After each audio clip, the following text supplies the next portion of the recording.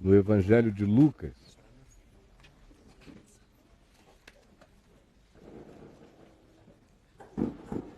Nós vamos ler juntos.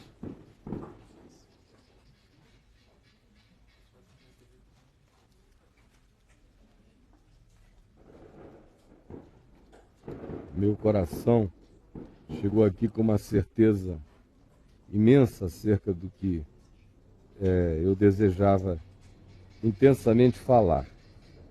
Mas à medida em que nós fomos cantando e louvando, a minha alma foi tomando uma outra direção, de modo que eu gostaria de compartilhar com vocês o que está aqui em Lucas, no capítulo 6. Lucas, capítulo 6, nós vamos ler do verso 17 em diante. Lucas 6, verso 17. E descendo com eles, parou numa planura, onde se encontravam muitos discípulos seus e grande multidão do povo, de toda a Judéia, de Jerusalém e do litoral de Tiro e de Sidom, que vieram para ouvi-lo e ser curados de suas enfermidades. Também os atormentados por espíritos imundos eram curados. E todos da multidão procuravam tocá-lo, porque dele saía poder, e curava a todos. Então, olhando ele para os seus discípulos, disse-lhes: Bem-aventurados vós, os pobres, porque vosso é o reino de Deus. Bem-aventurados vós, os que agora tendes fome, porque sereis fartos. Bem-aventurados vós, os que agora chorais, porque haveis de rir. Bem-aventurados sois quando os homens vos odiarem, e quando vos expulsarem da sua companhia, e rejeitarem o vosso nome como indigno por causa do Filho do Homem. Regozijai-vos naquele dia, e exultai, porque é grande o vosso galardão no céu, pois dessa forma procederam seus pais com os profetas. Mas ai de vós, os ricos, porque agora tendes a vossa consolação. Ai de vós, os que estáis agora fartos, porque vireis a ter fome. Ai de vós, os que agora rides, porque haveis de lamentar e chorar. Ai de vós, quando todos vos louvarem, porque assim procederam seus pais com os falsos profetas.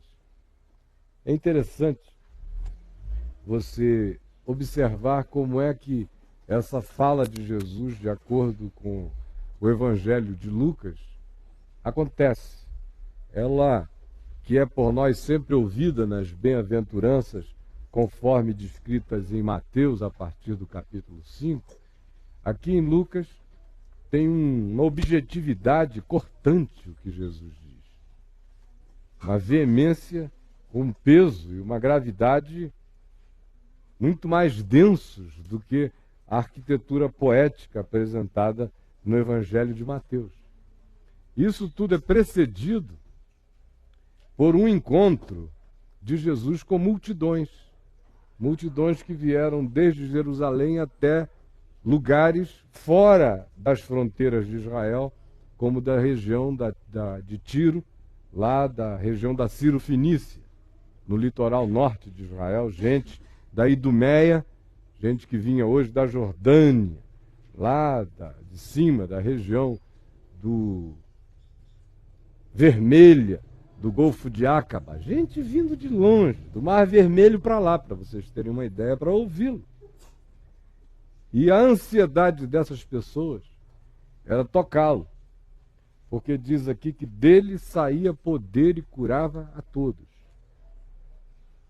Essa ansiedade de tocá-lo, porque dele saía poder e curava a todos. E por que esse texto veio forte ao meu coração agora? Eu ia pregar um pouco mais adiante em Lucas. Porque, de alguma forma, um espírito de inquietação, de certa desatenção, de certa mesmice, de certa síndrome de Nazaré, vai tomando conta da gente. E a gente vai se habituando ao que é bom, ao que é gostoso, ao que não faz mal. Aquilo que entra numa rotina da existência da gente. Domingo à noite, se eu não estiver ultra ocupado, se não houver uma requisição muito pesada sobre a minha vida, eu vou dar uma chegada para ouvir o Caio falar. Aí você já começou a se perder. Veio ouvir o Caio falar, é um mau negócio. É um mau negócio.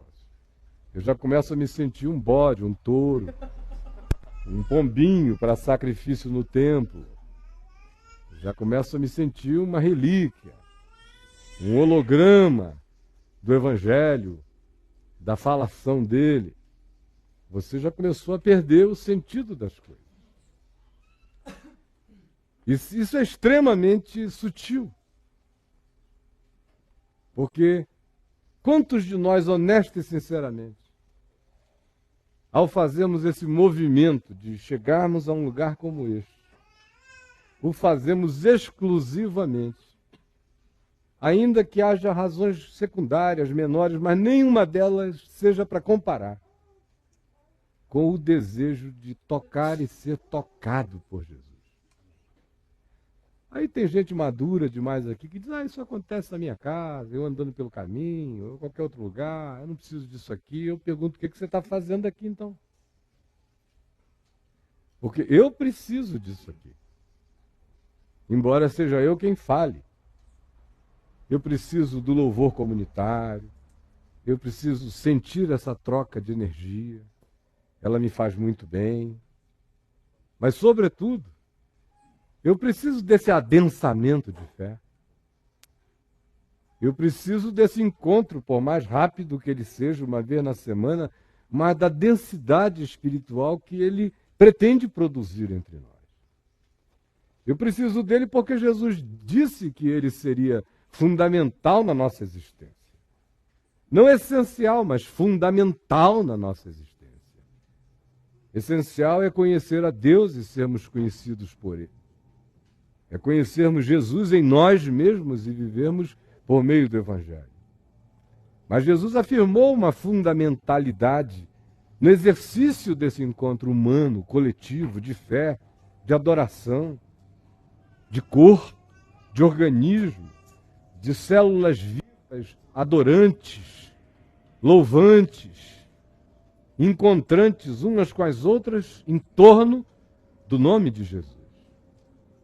Porque onde estiverem 2 ou 3 reunidos em meu nome, eu aí estou no meio deles. E eu me lembro de quando eu me converti, aos 18 anos e meio de idade. De como todas as nossas reuniões eram tão santamente infantis, que todo mundo ia querendo pegar em Jesus. Todo mundo queria ser patolado por Deus. Todo mundo não queria perder nada. Eu não tinha tempo para outro olhar, a não ser para dentro de mim, querendo ver se eu me ancorava dentro da eternidade. Me chocava, por exemplo, naquele tempo, eu comecei a pregar bem novinho, quando eu era convidado para pregar em algumas igrejas pentecostais, depois aos milhares nas igrejas pentecostais, e as reuniões eram muito confusas.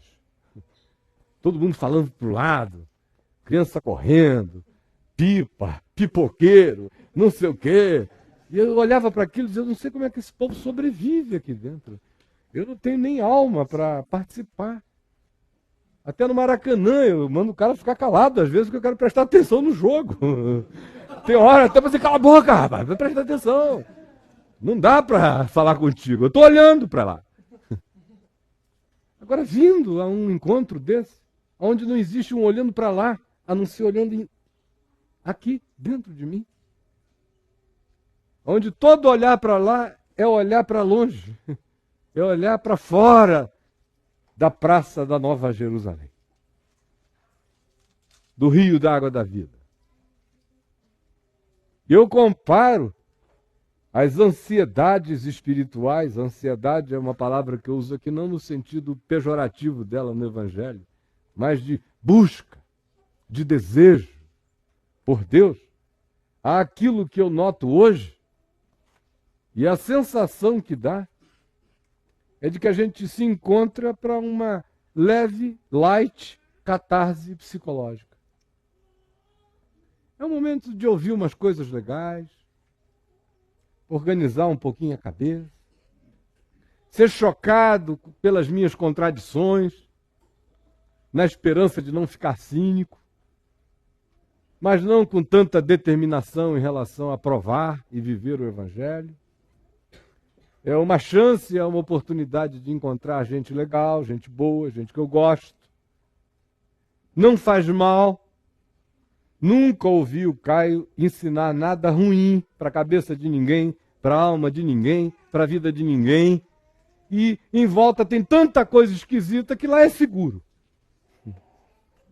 Lá é seguro, é uma UTI sem contágio.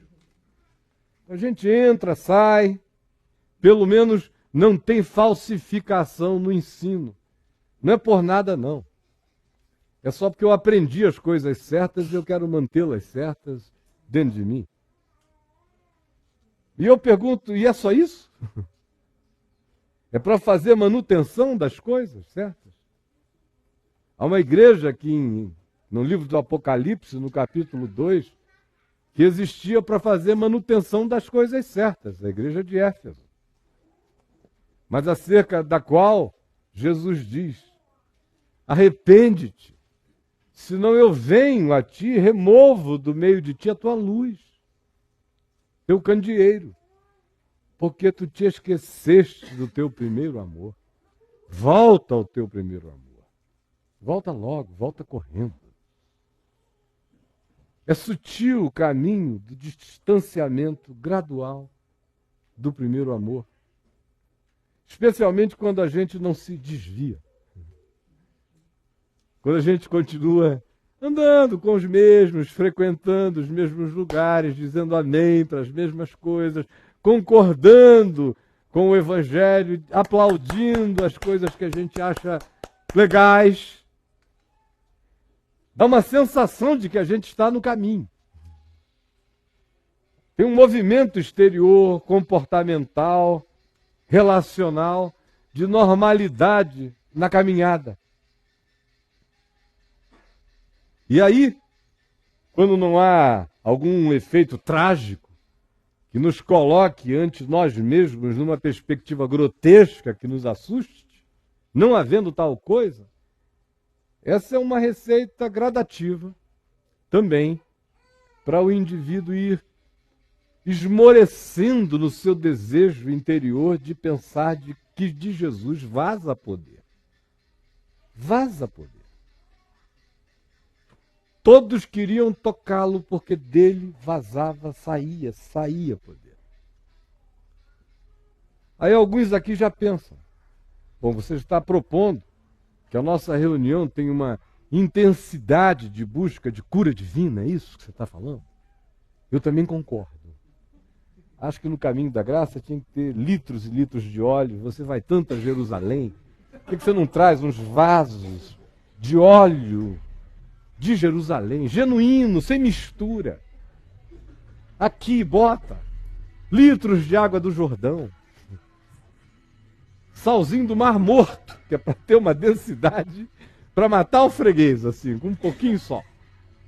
Mas é disso que a gente está sentindo falta, diriam alguns, ou diria alguém. Não se preocupa com esse som não, faz parte da sonoplastia mesmo, tá bom? Olha só como é que eu sou o cara mais concentrado aqui entre vocês. Eu que estou falando, eu que estou pensando, eu que estou tudo, e vocês é que estão olhando. Veja como é simples ver onde é que a cabeça da gente está, quem é concentrado e quem não é. Quem é não quer saber, deixa lá. Está me ouvindo? Então é o que basta, não é não? Ou quer saber o autor? A música? A marca do carro, do rádio, o nome do vizinho? Pelo amor de Deus. Vocês são a melhor ilustração do que eu estou dizendo. Me perceberam? É porque vocês estão ouvindo Caio. Porque se vocês estivessem ouvindo Jesus, podia ter bomba caindo, que vocês não iam querer perder a última palavra de vida possível a ser capturada. Nós temos demais. Temos quando queremos. Temos à disposição. Temos tanto que dá para distrair. Temos com tanta fartura que não faltará. Eu posso desperdiçar, eu posso não estar nem aí, eu posso não interagir, eu posso simplesmente ir para ver o que é. Eu posso entregar-me aos poderes da osmose para ver se pega em mim também. Mas lá no fundo do coração, há muito que nós perdemos aquele desejo ardente mesmo por Deus em nós. Todo dia, toda hora, não porque alguém está angustiado, não porque estejamos sofrendo, não porque tenhamos uma duplicata vencida, não porque um filho nos esteja problematizando, não porque a conjugalidade esteja nos angustiando. Na maior parte das vezes, devoção entre nós é sinônimo de angústia na vida. O cara fica fervoroso porque está oprimido. Começa a ler a palavra porque não para de ouvir o diabo. Recorre a Deus porque diz, sozinho está ruim demais. Em outras palavras, Deus é a amante. Deus é a outra. Deus é a prostituta. Deus é para aliviar. Deus é o divã. Deus é a piscina. Deus é a cisterna. Deus é a sombrinha. Deus é o clube. Deus é a ejaculação dos frustrados. E é só isso. Para a maioria de nós, honestamente, é só isto. Fica nisso, não passa daí. Porque o coração não crê mais. Esse é o fato mais simples. A gente continua a trazer todas essas confissões na boca, mas o coração está longe de tudo isso. Jesus continua a ser a referência de bem que a gente tem. Mas não é de fato aquele com quem a gente queira ter uma relação que se signifique pela confissão encarnada de um ser que diz, tu és meu Senhor e eu viverei como teu servo, como servo do amor de Deus na vida. Ou então ficou o que dele em nós? Ensinos que nós julgamos que, em sendo assimilados, nos dão uma sabedoria de existir melhor do que aquela que acontece de uma maneira generalizada à nossa volta. Então, aprendendo o Evangelho, eu sei me comportar. Uma autoajuda é melhor do que o Curi. É melhor do que o Chopraka. É melhor do que os 7 melhores hábitos.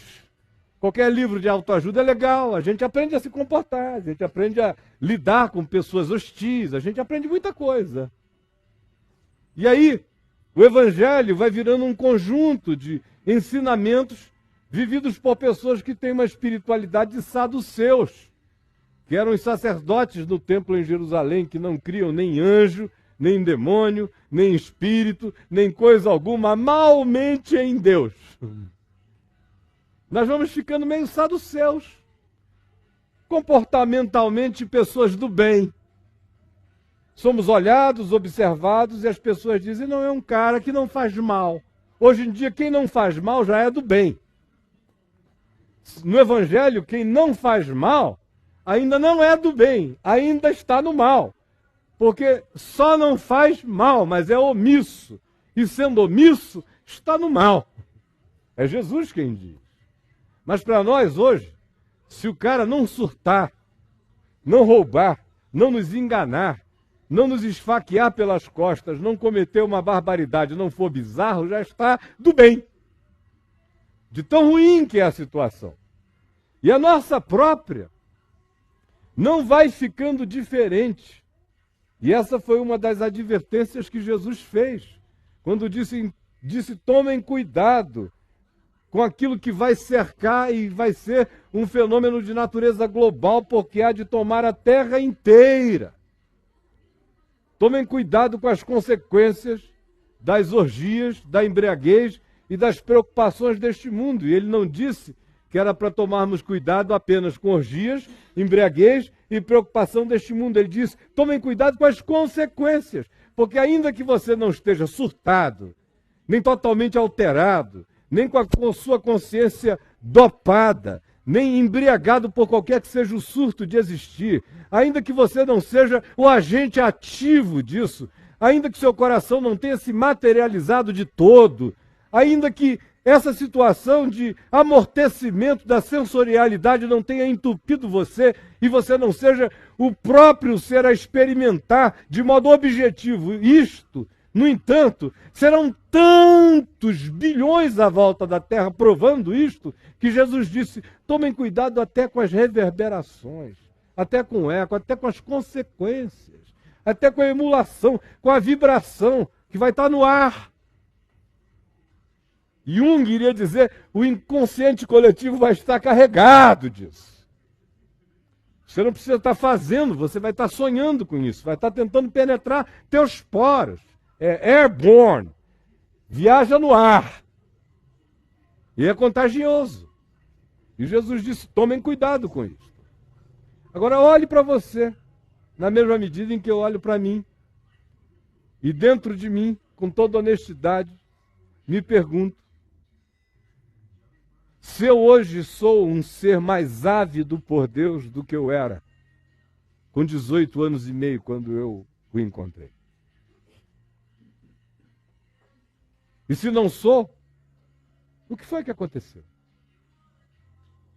Que persuasão foi essa? Que sutileza foi essa? Que me embriagou, que me anestesiou, que me fez saber tanto de Deus e desejar tão menos o encontro dele.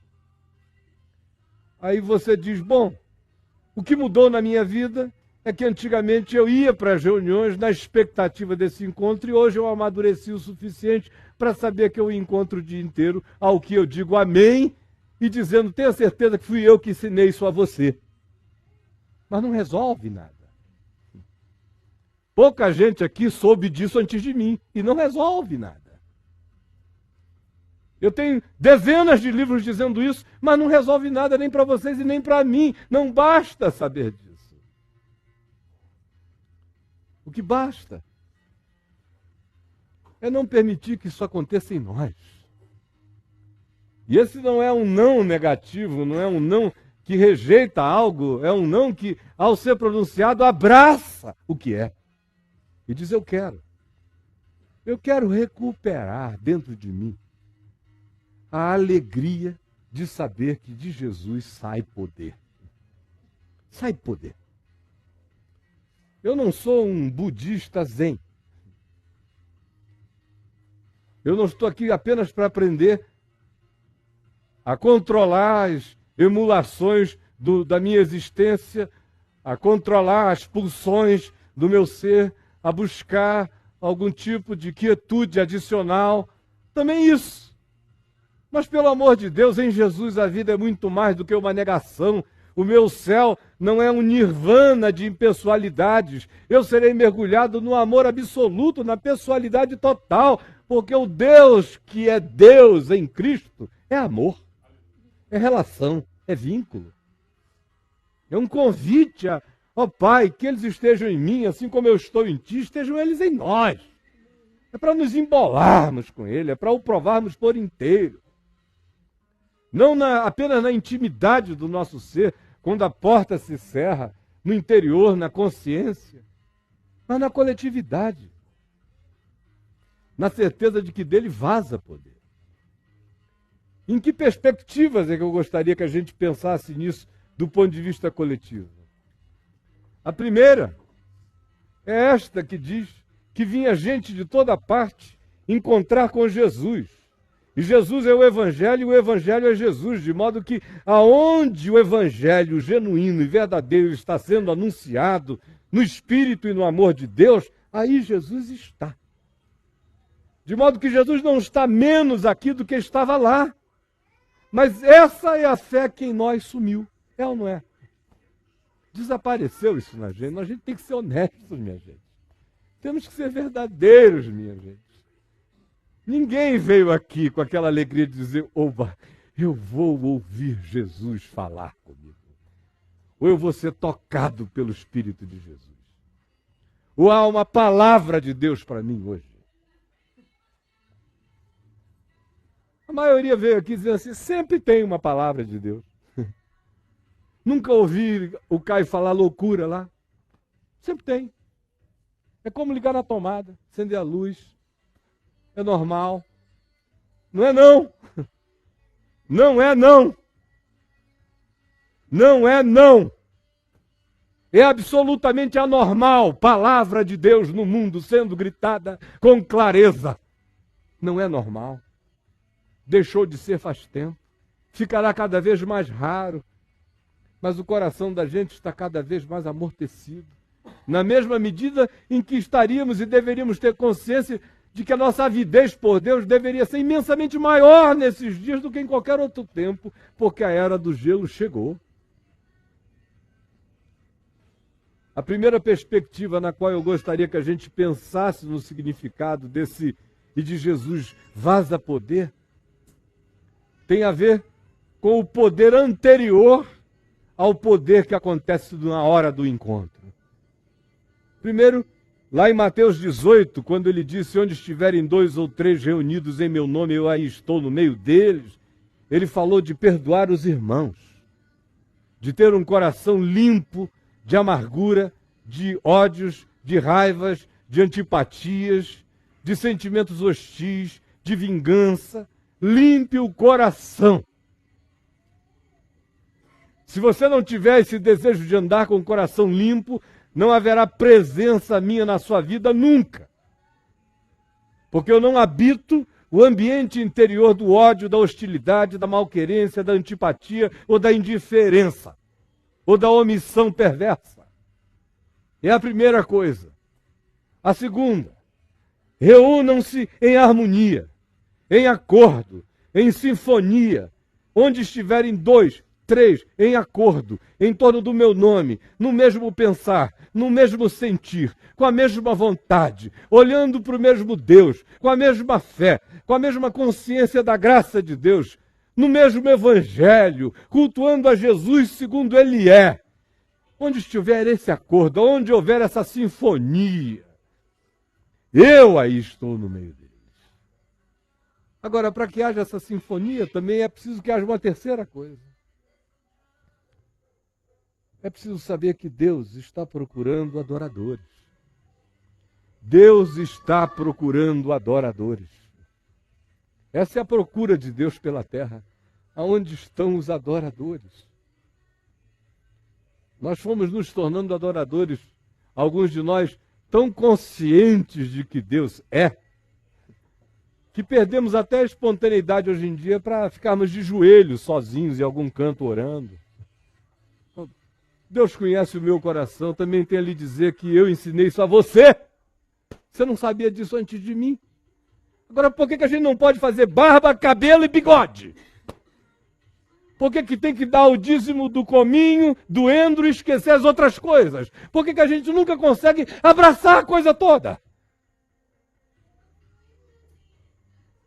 Porque quem começa a saber, começa a praticar menos. Porque quem começa a dizer, eu sei que Deus me habita, daí em diante já não ajoelha. Por que aquele que sabe que a palavra de Deus não está contida num livro, já não o lê?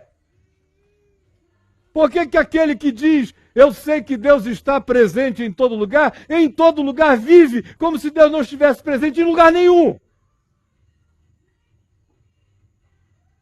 Por quê? E Deus está andando e procurando adoradores. Gente que faça barba, cabelo e bigode. Gente que não apenas diga, graças a Deus eu estou aprendendo, sabendo, mas não tenha a coragem mais de crer no Deus que toca, no Deus que intervém, no Deus que cura, no Deus que sara, no Deus que visita, no Deus que é súbito também, no Deus que choca, no Deus no qual a gente quer pegar, estender a mão. Esse desejo infantil de pegar. Oh, que maldita maturidade é essa que nos tomou? Que costumes espirituais foram esses que nos roubaram a avidez pelo eterno? E tiraram de nós a simplicidade dos que andavam do Mar Vermelho à Galileia para querer tocar nele porque dele saía poder. Hoje a gente tem dificuldade de atravessar a calçada. Nossa dificuldade, a nossa preguiça é total em todas as direções. E nós perdemos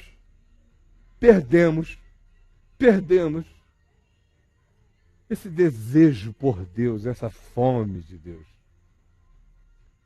Essa vontade satisfeitamente incompleta de ser todo dia mais lotado pela graça de Deus. Perdemos ou não perdemos? Há tantos aparatos entre nós que as simplicidades foram acabando. Eu me lembro do tempo em que não havia telefone celular. Vocês ainda lembram desse tempo? Tem crianças aqui que não se recordam mais disso. Já é pré-história. O primeiro telefone celular que eu vi, acho que foi em 1988, 89. Era uma pasta presidente. Um cara abriu no aeroporto de Los Angeles, LAX. Abriu assim na minha frente, na banca da menina lá, da operadora, da Stewart. E aí, quando eu vi aquilo, ele abriu, tirou um tijolo desse tamanho, puxou umas antenas. Era aqueles 007 do tempo contra o doutor não sei quem. Aqueles de ficção do 007, no tempo em que o Sean Connery era adolescente. Então era assim da pré-história. Pois bem, ele abriu aquele negócio, eu olhei para aquilo, e, meu Deus, o futuro chegou. Eu mal sabia onde o negócio ia dar. Que eu não ia ter uma bunda sem tremer na terra, sem um vibrador celular. Em algum lugar. Tem gente que até no peito. Em qualquer lugar. Ai. Tem gente carregando o celular em lugares perigosos. E tem gente dizendo assim, fica tocando que eu gosto da vibração. São os viciados em celular. Virou quase um aparelho erótico.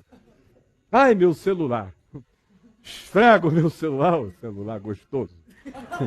Pois bem, naquele tempo, quando não havia esse negócio, e você dizia para um filho, tá legal, volta às 2h, tá bom?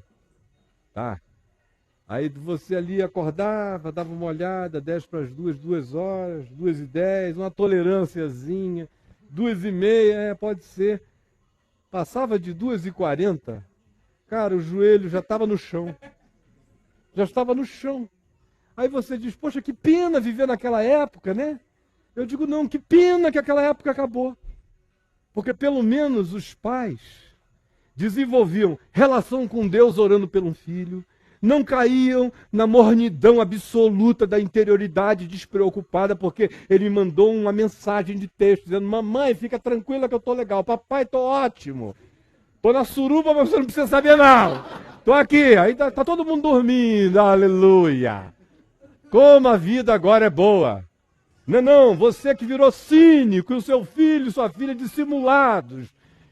E a era do gelo chegou, de modo que nem mais a preocupação de dizer, ele me mandou uma mensagem, mas não interessa, eu oro por ele, não é porque ele me diga onde está, eu oro por ele ou por ela, é porque não importando onde estejam, eu quero que tu estejas sobre eles. Mas acabou esse negócio todo. Acabou. Vejo pessoas terminando o namoro, porque o outro vai viajar alguns meses. Alguns meses não vai dar para esperar. Aí, não, tem e-mail, tem tudo, mas não rola, sabe como é que é? Tem Skype, tem webcam, mas não rola. Mas o pessoal que rolava mesmo, que essa moçada de hoje fala que rola pra cá, rola pra lá, mas eles mesmos não rolam nada. Mas dizem que não rola. Só são enrolados, mas não rolam. Não. Na hora de rolar, ninguém rola legal.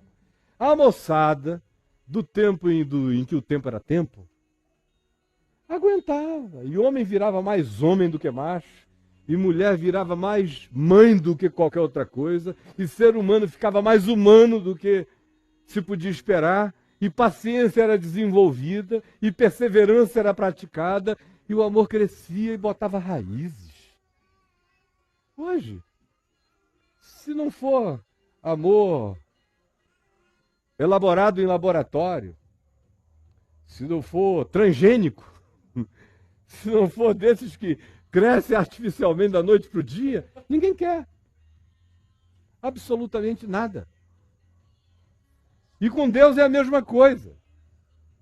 Nós simplesmente fomos nos acostumando a esse Deus tecnológico, a esse Deus que a gente assiste mensagem dele no celular, no computador, na televisão, em algum lugar, cercados de ondas que falam, a gente capta quando quer. É tanto que não há nada em nós. É tanta facilidade, é tanta acessibilidade que não há interiorização. É tanto ensino sobre a fé que é praticamente prática nenhuma de fé. Porque enquanto a gente senta para ouvir, a gente fica com a sensação de que se alimentou de uma informação que de fato não tem nenhum valor se não fizer bem primeiro a mim, e em fazendo bem a mim, não se estenda como um bem que eu pratique na direção de todos. Agora, isso só fica plantado na gente. Isso só não morre, só se mantém ativo, vivo, intenso, quando no coração da gente essa expectativa de que Deus é Deus vivo, de que Jesus está presente. Presente não como um Buda sentado na minha interioridade. Ele é rei na minha interioridade, o reino de Deus está dentro em mim, mas na minha existência, o rei que reina na minha vida quer estender as mãos pelas minhas mãos, quer andar com os meus pés, quer olhar com os meus olhos, quer abraçar com os meus abraços, quer falar com a minha boca. Quer ser visto como Deus no meu tamanho, na minha altura, nos movimentos da minha existência, na minha coragem de ser, no meu amor que não esmoreça, na minha perseverança que não retroceda, na minha expectativa de que cada dia seja um dia em que todo o poder de Jesus se renove em meu favor. Do contrário, a gente não nota, mas a gente vai ficando apenas com o evangelho zen na alma. Mas sem ousadia, sem paixão, sem intensidade, sem coragem de ser, sem vontade de vencer as preguiças da alma, do espírito, os cansaços que nos abatem a mente.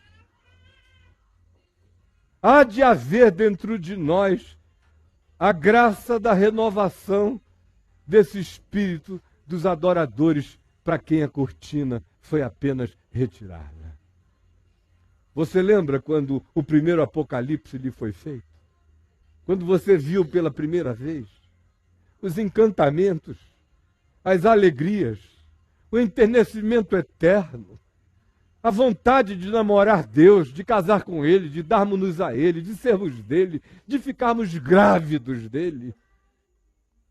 Você lembra do tempo em que você dizia, e dizia mesmo, Tu és o meu Senhor, Tu és o primeiro na minha vida, eu vivo porque Tu vives, pela Tua palavra eu viverei mesmo.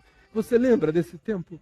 Antes de você não aprender a sobreviver no cinismo, antes de você não aprender a fazer sacrifícios psicológicos e catarses semanais de apaziguamento da consciência e de falsa emulação espiritual, você lembra daquele tempo? Lembra ainda? Lembra do tempo em que, para você, todo encontro de fé era uma possibilidade infinita? Todo encontro de gente que dizia, eu creio também, carregava para você a certeza de que o céu tinha baixado à terra. Lembra desse tempo? E o que foi que aconteceu com ele? Jesus não está mais aqui? O nosso ajuntamento é só nosso? Não é mais em torno do nome dele? Nossa expectativa da ação dele em nós morreu? Nós fazemos apenas a manutenção dessa fé mais cheia de crenças pacificadoras psicologicamente do que de fato de uma espada do Espírito na nossa mão, de poder de Deus em nós. Hoje à noite, eu sei que o que eu estou dizendo aqui para alguns é a coisa mais básica desse mundo. Mas foi essa basicalidade que Deus me mandou falar. Eu ia falar sobre uma coisa que tinha feito bem e trazido novidade até a minha própria percepção da palavra, e a troquei pela repetição daquilo que tem que ser dito, para ver se a gente se acorda desse estado que se torna tão evidente até na manifestação superficial de um ajuntamento como este. Quando você sente que a energia das pessoas é light, é light, é light, porque de fato não há mais nenhuma densidade. Perdemos a gravidade, perdemos a intensidade, perdemos o discernimento, perdemos o sentido de luta espiritual, perdemos a noção de que num ajuntamento como este, um carro que toca essa música aí é absolutamente proposital, porque se você vier aqui de domingo a domingo, de domingo a qualquer outro dia, não tem isso. É contra você, é para distrair, é deliberado. Disso eu não tenho certeza, não estou julgando ninguém, eu tenho fatos e papéis que comprovam essa realidade. Agora, isto é suficiente para afastar sua mente? Não é preciso nem isto. Quando algo como isto acontece, você já tem o álibi para ficar entre lá e cá. Porque se tivesse em silêncio absoluto, alguns não conseguem nem mesmo a experiência do silêncio ante uma voz única falando, sem que a mente procure capilarizações de distração, porque o choque da verdade, para muitos, já é totalmente inconveniente, perturbador, desconfortável, propõe mudanças, alterações, de modo que o nosso processo de fuga e evasão é contínuo, porque o nosso estado de agitação é perene, porque a nossa vontade de Deus é mínima, é apenas utilitária. Não existe no coração, cada dia existe menos, a vontade de sermos dele, por ele e por nada mais. Considerando que o grande privilégio daqueles que conhecem a Deus já é o privilégio de o terem conhecido. Agora olha para o coração um pouquinho. E agradeça a Deus esse ritmo aí, ó. Eu não sei nem que ritmo é esse. Que ritmo é esse? Hein? Eu não sei que ritmo é esse. Qual é, Daniel? Você que é um especialista? Não sabe também? Eu não sei que ritmo é esse. Hã? É uma coisa. É uma coisa. Então, essa coisa é mais forte, eu pergunto a você, do que a vontade de encontrar Deus? Será que se nós estivéssemos cercados de caixas de som de hip hop com techno e abacaxi cubano tocando juntos, nós não conseguiríamos de modo algum fazer um tune-in espiritual para dizermos nossa conexão é com Jesus, ainda que os montes estremeçam, a terra trema, de eternidade a eternidade, tu és Deus e eu te adoro. Se a gente fica distraído com um negócio desse, imagina quando a terra tremer. Aí todo mundo vai dizer, oh Deus, socorro! Mas não é a Deus que se está falando, é aquele ó mamãe. É o ó mamãe cósmica. Porque de fato, Deus é Deus para a gente. Na alegria, na tristeza, no barulho, no silêncio. Quando o vento é a favor ou é contrário, Ele é Deus todo dia, e acerca do fato de que Ele intervém na vida da gente, a gente não duvida. Ele é o Deus que para caminhos errados. Ele é o Deus que cura doenças no espírito, na mente, na alma. Ele é o Deus que trata da nossa interioridade. Ele é o Deus que amarra forças malignas contra nós. Ele é o Deus vivo. E é esse Deus que nós cultuamos. É diante dele que nós estamos.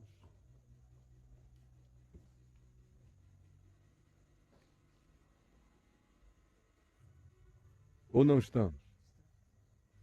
Ou não estamos?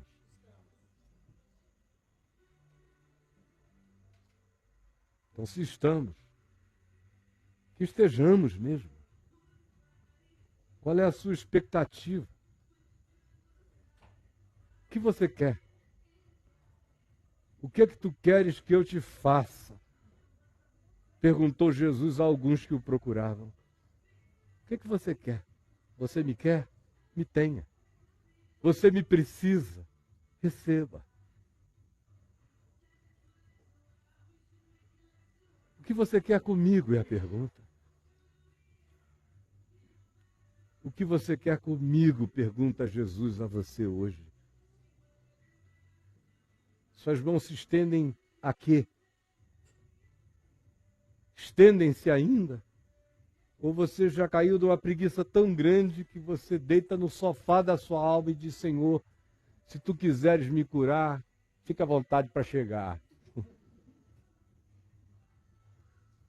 Mas eu mesmo estou com disposição nem de abrir a porta. Mas como me disseram que o Senhor penetra por qualquer lugar, dê seu jeito que eu aqui estou, fazendo um favor de consentir. Aleluia, agradeça, Senhor. Na terra ainda existe alguém como eu, que diz: penetra por onde quiser que eu não vou chiar. É mais ou menos nesse estado que a sensação que me dá ao perceber a maioria das pessoas me chega como imagem à mente. Dessa passividade horrorosa que faz Jesus nos perguntar outra vez. Diferentemente desse público original acerca do qual eu li, que vinha de tantos lugares distintos, todos querendo pegá-lo, porque dele saía poder e curava a todos. Quais são as suas razões? Quais são as suas motivações? O que você quer comigo? Pergunta o Senhor. Vamos ficar em pé.